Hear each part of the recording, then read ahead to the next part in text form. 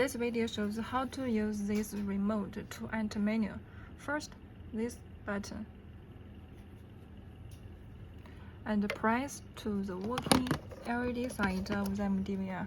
Here, the receiver module installed here. And third, the distance should within 30 centimeters. Okay, like this. Enter. Then press this button to enter menu. Okay, to enter menu. And if you need to import characters, press this button. And if you need to change, press this to switch from characters. Okay to confirm. Okay. And this button to exit. This button enter menu direction to this side.